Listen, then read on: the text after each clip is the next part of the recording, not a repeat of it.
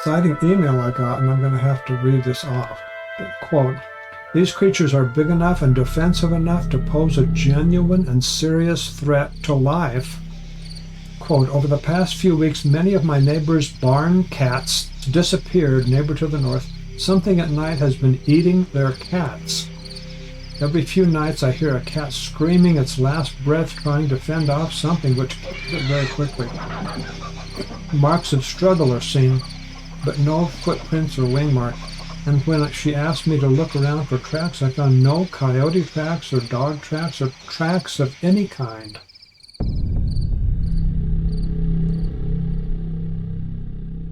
Tonight, quote, "This night this heavy big bird creature landed on the garage roof. The neighbor's dogs to the north went ballistic with frenzied barking that they make only when afraid. Quickly I turned off the lights and quietly and very carefully I opened the door and went outside.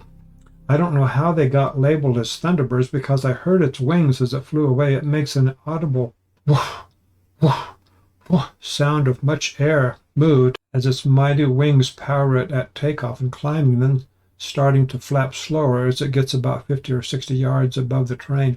At least this big one did. At takeoff, its wings flapped at a rate of about 3/4 seconds per flap. At that rate, the wings moved slowly.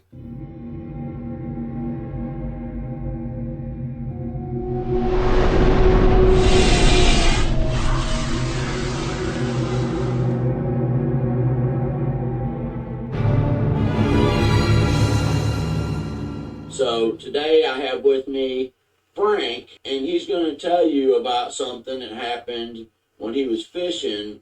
And my two cousins, they're like my brothers, my best friends. We used to go fishing like every Friday night and stay overnight. Now we're back in 1984, and I'm 24 years old at the time. So to see our line, we used to get a tire, and we used to light a tire on fire, and we're fishing like 5 feet apart, and just waiting for a catfish bite. And this black shadow goes past us, and we looked at each other and said, "What was that?" And I don't know. All of a sudden, that black shadow comes straight down on top of us, very prehistoric.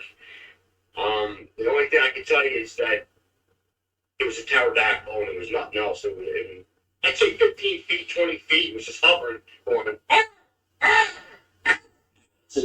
Yeah. and we started screaming like that.